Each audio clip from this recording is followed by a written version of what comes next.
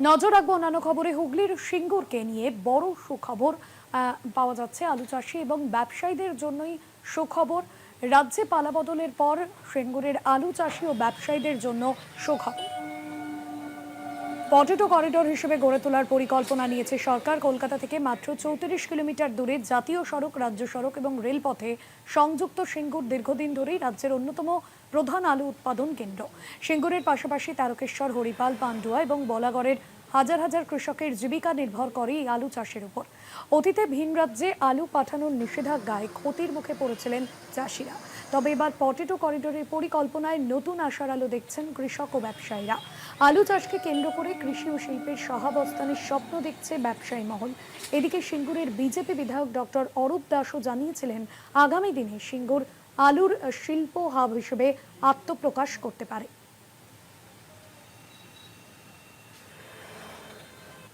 আমরা দীর্ঘদিন চাষ করে বাইরে আলু পাঠানোর জন্যে আমরা মার খেয়ে গেছি, দীর্ঘদিন মার খাচ্ছি। তাই এইভাবে মার খেলে আলু চাষ করা যাবে না। দীর্ঘদিন মার খেয়ে আমরা সব শেষ হয়ে গেছি, পয়সা করি এমনিই শেষ হয়ে যাচ্ছে। এইবার যে আপনারা যদি সরকার যদি পজিশনে আনেন, তাহলে আমরা চাষ করে কিছু উপকৃত হব, সেইটা আপনারা চিন্তা ভাবনা করুন। আর কিছু আমাদের মানে এখানে করিডোর করলে সুবিধা কি হবে? অনেক সুবিধা আছে। এইখান থেকেই তো আমাদের গচ্ছিত আলুগুলো এসে জমা হয়। এইখান থেকেই বাইরে যদি পাঠানো যায় তবেই তো আমরা পাবো। নাহলে এখানে মানে চাষ করে আমরা যাকে দেবো সেই পয়সা দেবে না।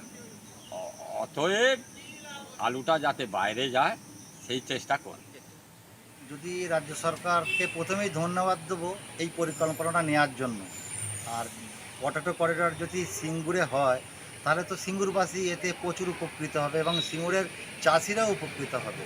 বিগত কয়েক বছর ধরে আমরা চাষ করছি, আলুর তো কিছু দামই নেই, যাতে চাষিরা প্রচুর কষ্টের মধ্যে আছে। এবং যদি আলুটা বাইরে পাঠাতো, বিগত সরকার যদি আমাদের কথা চিন্তা করে, চাষির কথা চিন্তা করে, এই আলুটা হচ্ছে অর্থকরী ফসল, এইটা থেকেই আমরা কিছু পয়সা পাই।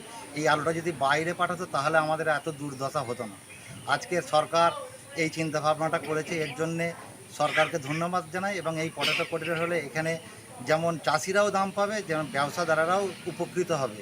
এবং যেহেতু কলকাতা এখান থেকে সামনে, চারিদিককার আলু যদি আমার এখানে ট্যাগ হয়, এখান থেকে বিক্রি হয়, আমরা চাষিরা তো আরও উপকৃত হব, যেহেতু আমরা সিঙ্গুরের চাষি। খুবই ভালো আমাদের রাজ্য সরকার যে সিঙ্গুরটাকে পটেটো করিডর করার জন্য করেছে, সেটার জন্য আমাদের খুবই ভালো। হ্যাঁ, এর আগে সরকার তো আমাদের কিছুই করেনি, বা আমাদের চাষি নিয়ে কোনো দিন সে ভূমিকা দেখেনি। আমাদের চাষি নিয়ে পটেটো করিডর করছে, এটা তো আমাদের খুব মানে ভালো জিনিস। এর জন্য আমরা সারা যত কৃষি বিভাগ যত জায়গা আছে, আমাদের চাষির যে জায়গা আছে, আমাদের সিঙ্গুর বলুন, তারকেশ্বর বলুন, সর্বত্রে খুব উপকার হবে। বা আমরা চাষিরা যাতে খুব ভালো, আমাদের অর্থনৈতিক ফসল হচ্ছে আলু, হ্যাঁ, বা ধান, এসবগুলো তো আমাদের আগের সরকার যে ছিলেন উনি তো আমাদের হাতে হারিকেন ধরিয়ে দিয়ে গেছেন। ভারতবর্ষের মধ্যে পশ্চিমবঙ্গে আলুর গুণগত মান এবং আলুর মানে উৎপন্ন পরিমাণ অনেক বেশি, এবং তার জন্য সারা ভারতবর্ষেই এবং ভারতবর্ষের প্রতিবেশী রাষ্ট্রগুলোতেও আলুর একটা চাহিদা রয়েছে। পশ্চিমবঙ্গের আলু, তার মধ্যে হুগলির আলুর গুণগত মান সকলেই জানেন। তো সেই জায়গায় দাঁড়িয়ে সিঙ্গুর হচ্ছে আলু উৎপাদন এবং আলুর সঙ্গে যে ব্যবসা চলে তার একটা কেন্দ্রবিন্দু, প্রাণ কেন্দ্রবিন্দু। যেহেতু এর ভৌগোলিক অবস্থান রেল এবং সড়ক দুই পথেই অত্যন্ত ভালো, সেই জন্যে এই ধরনের পরিকল্পনা করার কথা ভাবা হচ্ছে।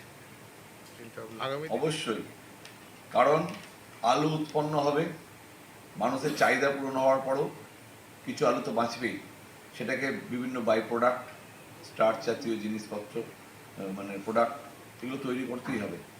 না হলে কী হবে, ওই আলু নষ্ট হবে। সেই জন্য তো যেমন রপ্তানি, তার সঙ্গে শিল্প দুটি আমাদের লক্ষ্য। অবশ্যই বিগত দিনে 14 এবং 24 এই দুটো সাল মনে রাখবেন। এই দুটো সালে যা আলু যখন বাইরে পাঠাবার ব্যবস্থা হয়েছিল, তখন কিন্তু গাড়িগুলোকে রাস্তায় দাঁড় করিয়েছিল বর্ডারে। সেই আলুগুলোকে পুচিয়ে দেওয়া হয়েছিল এবং সেটা বাইরের রাজ্যে যেমন খেতে পারেনি, পশ্চিমবঙ্গের আলুগুলো ব্যবহার করতে খেতে পারেনি, সেগুলো পচে নষ্ট হয়ে গেছিল। এবং সেখানে দেখা গেছে, আমাকে কয়েকদিন আগে পশ্চিমবঙ্গ আলু চাষিদের একটি প্রগতিশীল আলু ব্যবসায়ীদের একটি রাজ্য সম্মেলনে আমাকে আমন্ত্রণ করা হয়েছিল। সেখানে তারা অভিযোগ করেছে যে কিছু কিছু গাড়িকে ছাড়া হয়েছিল অর্থের বিনিময়ে, এবং সেই সময় মানে কিভাবে ব্যবসাদারদের উপর উৎপীড়ন হয়েছে, এবং তার ফলে শুধু ব্যবসারা ক্ষতিগ্রস্ত হয়নি, লোকাল যে চাষিরা তারা ন্যায্য মূল্য পায়নি। সদ ইচ্ছা এবং পরিকল্পনার অভাবের জন্য এই পরিস্থিতি তৈরি হয়েছিল বাংলায়। এই ঘটনা যেন পুনরাবৃত্ত না হয়, সেই জন্য আমরা প্রচেষ্ট। তৃণমূলের পার্টি অফিসে বিপুল আধার কার্ড উদ্ধার, বেশ কিছু আধার কার্ড এবং জব কার্ড উদ্ধার হয়েছে। চন্দ্রকোনার ঘটনা, চন্দ্রকোনার মনোহরপুর গ্রামে এই ঘটনা ঘটেছে। তৃণমূলের পার্টি কার্যালয় থেকে এত পরিমাণে আধার কার্ড উদ্ধার হয়েছে। ইতিমধ্যেই গোটা ঘটনায় সঠিক তদন্তের দাবি জানিয়েছে স্থানীয় বিজেপি নেতৃত্ব। শতাধিক আধার কার্ড উদ্ধার হয়েছে, থরে থরে সাজানো রয়েছে তৃণমূলের পার্টি অফিসে বিপুল আধার কার্ড। পাশাপাশি জব কার্ডও উদ্ধার হয়েছে। চন্দ্রকোনার মনোহরপুর গ্রামের ঘটনা, সঠিক তদন্তের দাবি বিজেপি।